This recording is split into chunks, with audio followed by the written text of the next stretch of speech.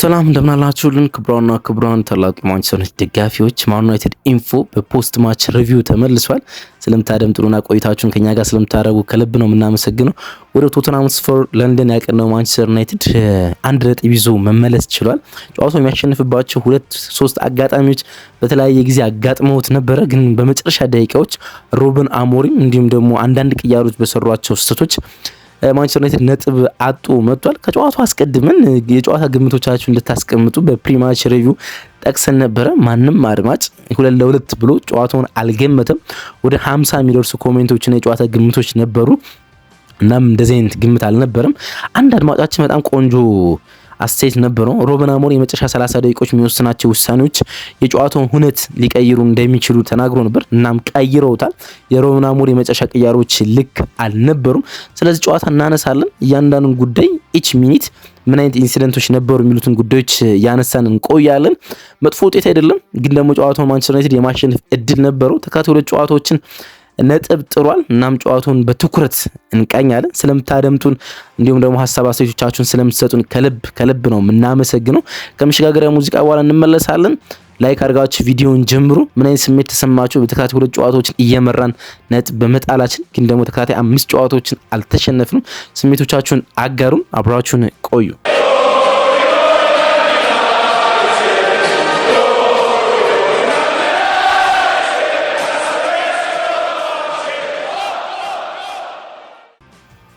በሆነ ያህል መጠን የሚያበሳጭ አይነት ጨዋታ ነው። ምክንያቱም ሁለት ተከታታይ ጨዋታዎችን ማንቸስተር ዩናይትድ ሊያሸንፍ ተቃርቦ እናም ጨዋታውን 3 ነጥብ ሙሉ ሊወስድ ተቃርቦ ሁለት ተከታታይ ጨዋታ ላይ 2 ነጥብ በድምሩ 4 ነጥብ መጣል ችሏል። አሁን የነጥብ ልዩነቱን ወደ 22 ማድረስ ይችል ነበረ፣ ግን አልሆነም። ግን ደግሞ ወደ ቶተንሃም ነበር የተጓዝነው ያለፉትን ዓመታት ወደሚያሸንፈን ሜዳ ላይ ደግሞ እስከ መጨረሻው ሰዓት መታገል ነበረብን። ደግሞ በ10 ተጫዋች ነው ጨዋታውን የጨረስ ነው። እነሱ ነገሮች ሲደማመሩ ወደ ቶተንሃም ስፖር ስታዲየም ሄደን ደግሞ ድባቡ ከፍ ባለበት ሜዳ ላይ አንድ ነጥብ ይዘን መመለሳችን የሚደንቅ ነው እንጂ ያን ያህል መጥፎ አይመስለኝም። ከላይናፕ እንጀምር እስኪ አንዳንድ ነገሮችን ማለት ነው። ሴሌመንስን በድጋሚ ጨዋታውን ጀምሯል እናም አልተሸነፈም እስካሁን። ሌኒየሮ ማቲያስ ዴሊት፣ ሃሪ ማጉዌርና ሉክሾ ጨዋታውን ጀመሩ። ማዝራዊ፣ ካስሜሮ፣ ብሩኖና ዶርጉ የማንቸስተር ዩናይትድ አማካኝ ስፍራ ላይ ነበር። ዶርጉና ማዝራዊ ዊንግ ባክ ነበሩ። ያልተጠበቀ ይመስለኛል ዲያጎ ዳሎ ወደ ታዋቂ መውረዱ፣ እንዲሁም አማድና መንቤሞ 10 ቁጥር መሆናቸውና አማድ ወደ ኢንሳይድ ፎርዋርድ መምጣቱ፣ ኩኛ ደግሞ 9 ቁጥር መሆኑ ያልተጠበቀ ይመስለኛል። የአማድ ወደዚህ ቦታ መምጣት የቀኝ ኢንሳይድ ፎርዋርድ በመሆኑ መንቤሞ ወደ ግራ ኢንሳይድ ፎርዋርድ ሄደ። ይሄ ደግሞ ብዙ ማይጫወትበት ቦታ ነው። ከቀኝ ሲነሳ ነው መንቤሞ የሚወደው። እንደዚህ ነው ጨዋታው የጀመረ።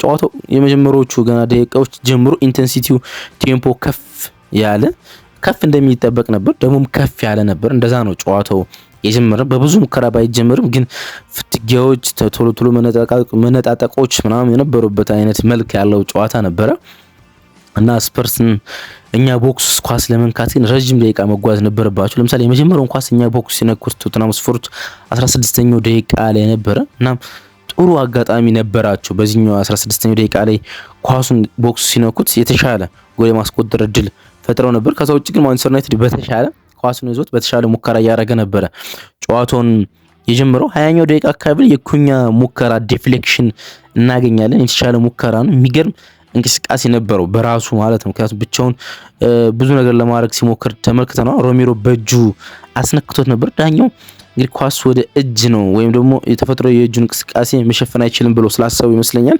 ቫርም ሊመለከቱ አልቻሉም። ግን በጣም የተበሳጨሁት በጣም ጥሩ እንቅስቃሴ አድርጎ 2 እና 3 ተጫዋቾች ለማለፍ ሞክሮ ሮሜሮን ለመቀነስ የሞከረበት መንገድ ሁሉ ግሩም ሆኖ ኳሱን ሲመታ ግን ምቾት ሳይሰማው ነው የመታና ከዛ የተሻለ ማድረግ ነበረበት። ኳሱን ለሆነ ሰው ለማቃበል መሞከር ነበረበት ማቲያስ ኩኛ። ይሄ ሙከራ ከሆነ ከ10 ደቂቃዎች በኋላ ልማደኛው መንቤሞ ጎል አስቆጠረና ማንቸስተር ዩናይትድ ጨዋታው መምራት ጀመረ። የግንባር ኳስ ነው ማስቆጠር የቻለው። መንቤሞ ከአማድ የተሻገረለትን ኳስ ነው እንግዲህ በጣም ዩናይትድ ላይ የቆየ ረጅም ኳስ ነበር። ወይም በእንቅስቃሴ ማንቸስተር ዩናይትድ ወደ ቀኝ ወደ ግራ ስዊች እያደረገ ረጅም ኳሱን ተቆጣጥሮ የጎል ዕድል ለመፍጠር ረጅም ጊዜ ከማንቸስተር ዩናይትድ እግር ላይ የቆየ ኳስ ነበረ። ከዛ በኋላ ቦክስ ውስጥ አማድ በጣም ቆንጆ ዴሊቨሪ ያደረገ፣ ምክንያቱም ቅርብ ነበረ። ከቦክስ ውስጥ ነው የተገጨ፣ ቦክስ ውስጥ ነው ያቃበለው። የግንባር ኳስ ነውና በቦክስ ለቦክስ የግንባር ኳሱን ዴሊቨር ያደረገበት መንገድ አማድ በጣም የሚገርም ኳስ ነው። እንዳልኳችሁ ከኩኛ የተነሳ ኳስ የተንሸራሸረ የቆየ ኳስ ነው። ወደ አማድ ሄዶ ኳሱ ምንቤሞ ላይ የተቆጠረ በግንባሩ ነው ማስቆጠር የቻለ 5ኛ ጎሉ ነው እንግዲህ ቶተንሃም ሆትስፐር ላይ ሲያስቆጥር። ይሄ የትኛው ቡድን ላይ ካስቆጠረው የጎል ብዛት ብራያን ምቤሞ የላቀ ያደርገዋል። ከቶተንሃም በላይ ያስቆጠረበት ቡድን የለምና የሚገርም ነው። ቪካሪዮ ጎልን የማስቀረት ምንም አይነት እድል አልነበረውም። 25ኛ ጎሉ ነው እንግዲህ ከባለፈው የውድድር ዓመት ጀምሮ ብራያን ምቤሞ 2024-25 ላይ 20 ጎል ነበረው። 2025-26 ላይ ደግሞ 5 ጎል አስቆጠረ። በድምር 25ኛ ጎል ነው። ይሄን ማድረግ የቻሉ 3 ተጫዋቾች ብቻ ናቸው፣ ሞ ሳላ እንዲሁም ደግሞ ኤርሊንግ ብሮት ሃላንድ እና ብራያን ምቤሞ ብቻ ናቸው 25ኛ ጎል ከ25 ጎል በላይ በሁለቱ ሲዝኖች በድምር ማስቆጠር የቻሉትና ለብራያን ምቤሞ የሚገርም ነው። በተለይ ደግሞ ስፐርስ ላይ ያለው ቁጥር በጣም አስደናቂ መሆኑን መመልከት ይቻላል። 40ኛው ደቂቃ አካባቢ ላይ 10 ኳስ የ40ኛው ደቂቃ አካባቢ ስክሪን ስመለከት ይቅርታ ማንቸስተር ዩናይትድ በቶተንሃም ሆትስፐር ቦክስ ውስጥ 10 ኳስ ነክቷል። እነሱ ግን 2 ኳስ ብቻ ነበረ መንካት የጀመሩት። በተለይ የመጀመሪያ አጋማሽ የካስሜሮ ብቃት በጣም የሚደንቅ ነበር። ወደ 4 የሚሆኑ ኢንተርሴፕሽኖች ነበሩት፣ 3 ብሎኮች ነበሩት። እያንዳንዱን የአየር ኳስ ለማሸነፍ ይሞክራል። እያንዳንዱ የመጀመሪያ ኳስ ከበረኛ የሚመጣውን የቪካሪዮንም የሰንላይመንሰን የመጀመሪያ ኳስ ለማሸነፍ ይሞክራል።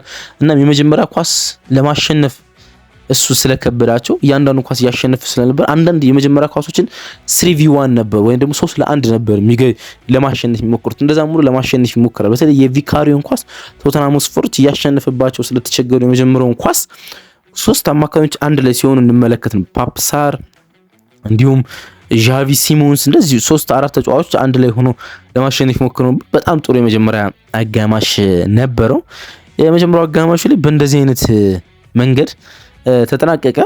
የመጀመሪያው አጋማሽ ተጠናቆ ወደ ከረፍት ሲመለሱ ቶተንሃም ሆትስፐሮች ቅያሪ ነበራቸው። በማንቸስተር ዩናይትድ ዲፌንሶች በጣም ማርክድ የተደረገውና ስፔስ ያልነበረው ኮሊማኒን ቀይሮ አስወጥተው ነው ጨዋታውን የጀመሩት። ኦዲቢን ከመስመር አስነስተው ሪቻርልሰን አጥቂ ያደረጉ። በሜዳው ውስጥ በጣም ትንሽ ኳስ የነካው ተጫዋች ኮሊማኒ ነበር። እንግዲህ ፎልስ ናምበር ላይ ነው እንግዲህ ስትሬት ናምበር 9 አይደለም፣ ግን ፎልስ ናምበር 9 ሆኖ ሜዳው ውስጥ ከነበሩ ተጫዋቾች በሙሉ ዝቅተኛ ኳስ የነካው ተጫዋች ነው ከግብ ጠባቂዎችም ጋር ተነጻጽሮ ማለት ነውና እሱም ቀይረው ነው የገቡት። ሁለተኛው አጋማሽ ከመጀመሪያው አጋማሽ በተሻለ ከድብርት የወጣ ትንሽ እንቅስቃሴዎች ነበር። በጥቂት ነው ግን ይሻለው። የጨዋታው መልኩ ሁሉ የሚቀየረው 80ኛው ደቂቃ ላይ ነው እንጂ በጥቂት የተሻለ እንቅስቃሴ ነበር። ሮሜሮ ሙከራ ግን የሚገርም ይመስለኛል። 53ኛው ደቂቃ አካባቢ ላይ ሮሜሮ ለጎል የቀረበ ሙከራ ነበር። ሴንላይመንሰን በጣም የሚደንቅ ሴቭ ማድረግ ነበረበት። ኩኛና ማጉዌር መሀል ላይ ነው ኳሱን መንካት ይቻላል። ከግራ አንግል የተሻገረለትን ኳስ ከኩኛና ማጉዌር መሀል ማለት ሉክሾና ማጉዌር መሀል እንዴት ኳሱን እንዳገኙ አላውቅም። ከነሱ መሀል ሆኖ ነበር ኳሱን መንካት ይቻላል። 55ኛው ደቂቃ ላይ በድጋሚ ሴንላይመንሰን በጣም ግሩም ኳስ ማድረግ ነበረበት። ይሄኛው ኳስ ፍጹም ግሩም ኳስ ነው። የጆ ፓሊኒያን የሃፍ መቀስ ግሩም ኳስ ነው ሴቭ ማድረግ ይቻላል። ፊት ለፊት የተመታ ይመስላል ግን ቆሞ ኳሱን ማግኘት የሚገርም ነው። ምክንያቱም አንዳንድ ግብ ጠባቂዎች ይሄ ኳስ ከጥጋቸው የተሞከረ ስለሆነ እንደቆሙ ነው ሪያክት ማድረግ ተስኗቸው ጎሉ የሚቆጠርባቸው። ግን ሴንላይመንሰን በጣም ግሩም ኳስ ማድረግ ነበረበት። ክሮስ ተደረገ። ካስሜሮ ክሮስን ገጨው፣ ወደ ቦክስ መለሰው። ያ ኳስ ካስሜሮ ወደ ቦክስ የመለሰውን ኳስ ነው ወይም ደግሞ ቶተንሃሞች ክሮስ አደረጉት፣ ካስሜሮ ገጨው። ለማውጣት ነበር የሞከረ ግን ካስሜሮ አላረቀውም። ጆ ፓሊኒያ ኳሱን አገኘውና ተርን ሊያስቆጥረው ተቃርቦ ነበረ። 58ኛው ደቂቃ ላይ ቤንጃሚን ሴስኮ ወደ ሜዳ ገባና ማዝራዊ ወጣ። ይሄኛው ቅያሪ ማዝራዊ መውጣቱና ቤንጃሚን ሴስኮ መግባቱን ተከትሎ አማድ ከኢንሳይድ ፎርዋርድ ወደ ዊንግ ባክነት የተቀየረበት እንቅስቃሴ ነበረ። 62ኛው ደቂቃ ላይ ጎል አስቆጥረው ነበረ። ብሬናን ጆንሰን ጎል አስቆጥረው ነበር ግን ኦፍሳይድ ነበረ። ማጉዌር ኦፍሳይድ ትራፑን የሰራበት በተለይ ደግሞ ሪቻርልሰን ኳሱን ወደ ብሬናን ጆንሰን ሊያቀብል ሲል ማጉዌር ኦፍሳይድ ትራፕ የሰራበት መንገድ የሚደንቅ ነበረ። እናም ኦፍሳይድ ተብሎ ኳሱ ኢሚዲየትሊ ነበረ መሻር ቻለ። ግልጽ ኦፍሳይድ ነበረ። 70ኛው ደቂቃ ላይ ጨዋታውን ወደ 2-0 የሚያመጡ ሁለት እንቅስቃሴዎች ነበሩ። የብሩኖ ሙከራ አንደኛው ነው። ከጥልቅ አማድ በጣም ከጥቅልት ኦልሞስት ከሚድ ከአማካይ መስፈር ላይ ኳስ አሻገርለት። በጣም የሚገርም እንግዲህ ከራሱ ብሩኖ ራሱ ከጥልቅ ከመሃል ነው የመጣ ጥሩ ሩጫ አረገ። ፓሊኛን ቀድሞ ነው ወደፊት መጣ። ኮንትሮል የሚገርም ነበር። በደረቱ ነበር ኮንትሮል ማድረግ የቻለ። ከዛ በኋላ ኳሱን የመታበት ቴክኒክ ግን ደካማ ነበር። ኳሱን ሲመተው ግን ከዚህ የተሻለ ማድረግ ነበረበት እና ኳሱን የመታበት እንቅስቃሴ ደካማ መሆኑን እኔ የተመለከትኩት። ማንቸስተር ዩናይትድ ይሄኛው እንቅስቃሴ ጨዋታውን ወደ 2-0 እንዲያመጣ ያስችለው ነበረ። 75ኛው ደቂቃ ላይ የማጉዌር ጉዳት የመስል ጉዳት ተከትሎ ሌኒሮ የሜዳ ገባ። 3 ቅያሪዎች ነው እንግዲህ ማድረግ የቻለ በዚህኛው አጋጣሚ ላይ። የማጉዌር አስገዳጅ ቅያሪ ነበረ ጉዳት ስለሆነ ሌኒሮ ገባ። ማቲያስ ዲሌት ሴንተር ባክ ሆነ። ሌኒሮ ደግሞ የቀኝ ሴንተር ባክ ሆነ። ካስሜሮ ተቀይሮ ወጣ። በኦጋርቴ ብዙ ነገር ያበላሸ ቅያሪ ነበረ። እንዲሁም ማውንት በማቲያስ ኩኛ ተቀየረ። ማውንት ኢነርጂ ይፈልግ ነበር ጨዋታው። ማቲያስ ኩኛ ደግሞ ብዙ ኳሶች የተበላሹበት ነበርና ቅያሪው ግድ ይል ነበር። የካስሜሮ ቅያሪ ግን ልክ ያልነበረ ቅያሪ ነው። እንግዲህ እዚህ ጋር ነው ምን ጀምረው እንግዲህ ሮበን አሞሪምን መውቀስ። ምክንያቱም የጨዋታው መልክ ካስሜሮ ነው የነበረ ሁሉም መልክ ማለት ነውና ኡጋርቴ ከገባ በኋላ ምንም እንደ ካስሜሮ ሊጫወት አይደለም፣ ግማሽ መጫወት አልቻለም። በተለይ ማንቸስተር ዩናይትድ በሚከላከልበት ሰዓት እሱ ጥሩ ይጫወታል ብላችሁ በምትገምቱበት ጠባብ ስፔስ መከላከል ጥሩ በሆነበት አጋጣሚ እንኳን ጥሩ ሳይጫወት ነው የቀረ። ኳሶች ይነጠቃል፣ ይታለፋል። መጥፎ ቀን ነበረው ማኑኤል ኡጋርቴ። እርግጥ መጥፎ መሆን ከጀመረ ሰነባብቷል። 80ኛው ደቂቃ ላይ ዲያጎ ዳሎ በዶርጉ ቀየሩ። ይሄኛው ደግሞ እብደት የሆነ ቅያሪ ነው። ምክንያቱም የሚቀጥሉትን 10 ደቂቃዎች ማንቸስተር ዩናይትድ ሪስክ የሚያረግ ቅያሪ ነበር። ምክንያቱም ቅያሪ እንዲጨርስ ያደርገዋል። 5ኛ ቅያሪ ስለሚሆን ማለት ነው። ሴስኮ ገብቷል፣ የሮ ገብቷል፣ ኡጋርቴ ገብቷል፣ ማውንት ገብቷል፣ ዳሎ ገባና አንደኛ ዶርጉ ጥሩ እየተጫወተ ነበረ። ያን ያህል ሊያስቀይር የሚችል አልነበረውም። ሁለተኛ እንደሚታወቀው የማንቸስተር ዩናይትድ የሚድዊክ ጨዋታ የለባቸው ወደ ኢንተርናሽናል ብሬክ ሄዳሉ። ግን ስለ ፊትነስ ከሌላው ክለብ አንጻር የተሻለ ማኔጅመንት ማድረግ ይቻላል። ቢጫወቱ ችግር አልነበረውም። ዶርጉ ወጥቶ ዳሎት ገባ። ይሄ ቅያሪ ከተከናወነ ከ3 ደቂቃ በኋላ ማቲያስ ቴል ጎል አስቆጠረ። ከኦዲጊ ሴንተር የተደረገለትን ኳስ ከማቲያስ ዲሊት ጋር 1-1 ነበረ። ማቲያስ ዲሊትን ሸፍኖ ፊት ሸፍኖ ተርን አድርጎ ኳሱን አስቆጠረው።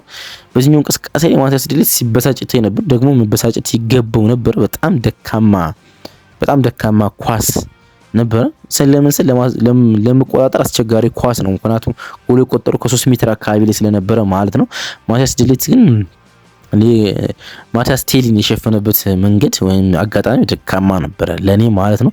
85ኛው ደቂቃ ላይ ሴስኮ ያመከነው ኳስ ደግሞ የተጎዳበት ኳስ እናገኛለን። ጨዋታው ወደ 2-1 በግልጽ ያመራ ነበረ። በግልጽ ከማውንት በጣም ቆንጆ ስሮ ቦል ተቀበረ ሴስኮ እና ፊት ለፊት ከበረኛው ጋር የመገናኘት እድል ነበር። በሴስኮ ፍጥነት ከነበረው ስፔስ አንጻር ቀና ብሎ አይቶ ጎሉን የማስቆጠር እድል ነበረው ቪካሪዮ ላይ። ግን ኳሱን ፈርስቶቹ በጣም ደካማ ነበር። ኳሱን ለመግፋት የሞከረበት ቴክኒክ በጣም ደካማ ነበር። ቫን ዴቪን እንዲደርስበት ምክንያት ሆነ። ቫን ዴቪን ደረሰና ግሩም ታክል አድርጎ ኳሱን አወጣ። የሱ ቁርጭምጭሚት ላይ ደግሞ ጉዳት እንዲያደርሰው አደረገ። ጉዳቱ በጣም ከባድ እንደሆነ ነው የተሰማ። ለብዙ ጊዜያት ከሜዳ ሊያረቀው እንደሚችል ነው የተሰማ። ለምን ያህል ጊዜ እንደሆነ አልታወቀም፣ ግን ብዙ ጊዜ ሊቆይ እንደሚችል ነው የተሰማ። ግን ጎሉን ሊያስቆጥር የሚችለው አጋጣሚ በጣም ከመዘግየቱና ፈርሰቹ ከመበላሸቱ አንጻር አንደኛ ጉዳት አጋጠመው፣ ሁለተኛ የማንቸስተር ዩናይትድ ወደ 2-1 የመምጣት እድል ሙሉ በሙሉ አባከነው ነው ማለት የሚቻለው። በዚህኛው አጋጣሚ እኔ ፍጹም የተበሳጨውበት አጋጣሚ ነው ይሄኛው የቤንጃሚን ሴስኮ አጋጣሚ ማለት ነው። ይሄ ተቀይሮ ወጣ 85ኛው ደቂቃ ላይ ነው። ማንቸስተር ዩናይትድ ምንም አጋጣሚ አልነበረው። ወደ 7 ደቂቃ ነው ኤክስትራ ታይም የነበረው። ከዛ በኋላ የነበሩትን ኦልሞስት 10 ደቂቃዎች ማንቸስተር ዩናይትድ በ10 ተጫዋች እንዲጫወት ግድ ሆነ ማለት እሱ ተጎርቶ መውጣቱን ተከትሎ ተቀይሮ ሲሆን ተጎርቶ፣ ምክንያቱም ቅያሪ ሮበን አሞሪም ጨርሶ ነበር፣ ሪስክ ወስዶ ጨርሶ ነበር። ከዛ 91ኛው ደቂቃ ላይ ከኮርና ኳስ ተሻገረ። ማኑኤል ኡጋርቴ ብሎክ አረገ። ከቦክስ ውጭ ነበረ ኳሱ። ኦዲቢ ከርል አድርጎ ኳሱን መተው። ኦዲቢ ከርል ያደረገውን ኳስ ሪቻርልሰን ጨረፈውን አስቆጠረ እና ጨዋታው ወደ 2-1 መሪነት በቶተንሃም ሆትስፐር ተቀየረ ማለት ነው። 80ኛ እና 90ኛው ደቂቃ ላይ አስቆጠሩ ማለት ነው። የሪቻርልሰን ጎል ካስቆጠረ በኋላ ያሳየው ሴሌብሬሽን የሚደንቅ ነበር። እርግጥ የመጨረሻ ደቂቃ ጎል ነው የሚያሸንፍበት ይመስል ነበረ፣ ግን በዛን ያህል ስሜት ደስታው መግለጽ ልጅ እንደሆነ የሚያሳይ ይመስለኛል። ገና ልጅ አይደለም፣ ግን ደግሞ ሁልጊዜም እንደዚህ ትኩረት የሚስቡ ከጨዋታ ውጭ ያሉ ትኩረት የሚስቡ ነገሮችን የሚወድ አይነት ተጫዋች ነው። ማንቸስተር ዩናይትድ ጎል ከተቆጠረበት በኋላ በ10 ተጫዋች እየተጫወተ ወደ ጨዋታው ለመመለስ ሞከረ። ሩበን አሞሪም ከጨዋታው መጠናቀቅ በኋላ የገለጸው ነገር ይሄ ነበር። ምቾት ተሰምቶኝ የተጫወተው ጨዋታ ነበረ ያለው አንድ አገላለጽ አለና እንደዛ ይመስላል። ምክንያቱም 96ኛው ደቂቃ ላይ እንደገና ማንቸስተር ዩናይትድ ወደ ጨዋታው የመመለስ እድል ነበረው። እድልም ፈጥሯል ብቻ ሳይሆን ወደ ጨዋታው ለመመለስ ሞከሩ፣ ደግሞም ጎል ማስቆጠር ቻሉ። ከኮርና ነበረ እንግዲህ ብሩኖ ፈርናንዴዝ ያሻገረውን ኳስ ፋር ፖስት ላይ ነበረ ኳሱ ያረፈው። ማቲያስ ዴሊት በግሩም ሁኔታ ማስቆጠር የቻለም። ይሄ ጎል ለመቆጠር የሴን ሌሜንሰን እና የማቲያስ ዴሊት ሙቭመንት በጣም አስፈላጊ ነበር። መጀመሪያ ከፋር ፖስት ተነሱ ሁለቱም። ሴን ሌሜንሰን የመጨረሻ ደቂቃ ኢንሲደንት ስለነበረ ጎል ለመግጨት ወደ ቦክስ ወደ ቶተንሃም ስፍር ቦክስ አምርቶ ነበረ። ከዛ ከፋር ፖስት ወደ ኒር ፖስት ሩጫ አደረጉ። ሩጫውን ሴን ሌሜንሰን አስቀጠለ። ማቲያስ ዴሊት ግን ተመለሰ እና መመለሱ ጠቀመውና ኳሱን አገኙ፣ ከፋር ፖስቱ ነው አስቆጠረው ማለት ነው። ማንቸስተር ዩናይትድ በ10 ተጫዋች ቶተንሃም ስፍር ጎል አስቆጥሮ 5 ተከታታይ ጨዋታዎችን አንቢትን ሳይሸነፍ እንዲቀጥል አድርጓል። 3 ጨዋታዎችን አሸነፈ፣ 2 ጨዋታዎችን አቻ ወጣ። ከፌብሩዋሪ 2024 በኋላ 4 ጨዋታ አሸነፈን፣ 1 አቻ ከወጣ ነው በኋላ ሎንግስት ስትራይክ ይሆናል ለሩበን አሞሪም። ይሄኛው ረጅሙ ድል ይሆናል ማለት ነው። ዩናይትድ 6 ተከታታይ የሊግ ጨዋታዎችን ስፐርስን ማሸነፍ አልቻለም። ይሄ መጥፎ ይመስለኛል። 3 ተሸነፍነ፣ 3 አቻ ወጣን። ከ1921 በኋላ ለመጀመሪያ ጊዜ ነው ይሄ የሚሆነው። ቶተንሃም ስፍሩን 6 ተከታታይ የሊግ ጨዋታ ሳናሸነፍ ስንቀር የሻምፒዮንስ ሊግ ማለት የዩሮፓ ሊግ እና የሊግ ካፕ ስንጨምሩበት ደግሞ ወደ 8 ጨዋታ ቶተንሃም ስፍሩን ሳናሸነፍ በተከታታይ ቆየን ማለት ነው። ከጨዋታው መጠናቀቅ ሩበን አሞሪም ኢንተረስቲንግ የሆነ ጉዳይ ሲያነሳ ተመልክቼዋለሁ። ዛሬ ብዙ ምቾት ተሰምቶ የተጫወተው ጨዋታ ነበር አለ። በጣም ብዙ አስቸጋሪ ጨዋታ አይመስልም ነበር፣ ግን አንዳንዴ ውጤት እየተሻሻለ እንደሆነ ሊያሳይ ይችላል። ግን ብዙ መስራት አለብን አለ። ምክንያቱም ብዙ ክፍት ስፔሶች የነበሩበት ጨዋታ ነው። ምቾት ተሰምቶን ስንጫወት ነበር፣ ግን ከዚህ የተሻለ ማድረግ ነበረብን። አግሬሲቭ መሆን ነበረብን። አካባቢውና ኤንቫይሮንመንቱና ስታዲየሙን ስሜት ልንረዳ ይገባ ነበር እና ስታዲየሙ በተናወጠ ስታዲየሙ ጨዋታ በነበረ ጊዜ የኛ አግሬሲቭ ሊጨምር ይገባ ነበር ብሎ ሲናገር ተሰምቷል። ለማንቸስተር ዩናይትድ ቶታሊ መጥፎ ውጤት አይደለም፣ ለኔ ማለት ነው። መጥፎ ውጤት አይደለም። ወደ ቶተንሃም ስፍር አቅንታችሁ ወደ በ10 ጨዋታውን ጨርሳችሁ ጌሙን አንዳቻ ሁለታቻ መለየት መጥፎ ውጤት አይደለም። ግን ጌሙን ለማሸነፍ እድል እንደነበረን ስታስቡ ከአንድም ሁለት ጊዜ ጨዋታው ወደ 2-0 የሚሄድበት እድል ነበር በብሩኖ ፈርናንዴዝ። ከዛ በኋላ ወደ 2-1 የሚመጣበት እድል ነበር ሴስኮ አማካኝነት። ከዛ በኋላ ጎል መቆጠሩን ስታስቡት ያበሳጫል እንጂ ለማንቸስተር ዩናይትድ መጥፎ ውጤት ቶታሊ አይመስለኝም። ከ16 ቀናት በኋላ ነው እንግዲህ ማንቸስተር ዩናይትድን በድጋሚ የምናገኘው ሰኞ ምሽት። ከ16 ቀኑ በኋላ ሰኞ ምሽት ከኤቨርተን ጋር ጨዋታውን ያከናውናል። እስከዛ ድረስ ማንቸስተር ዩናይትድን አንመለከተም ማለት ነው። በየ2 ቀኑና በየ3 ቀኑ ረፍት እያደረግን እንገናኛለን። መረጃዎች ሲወጡ አብራችሁኝ ስለነበራችሁ ከልብ አመሰግናለሁ። ባይ፣ እንወዳችኋል።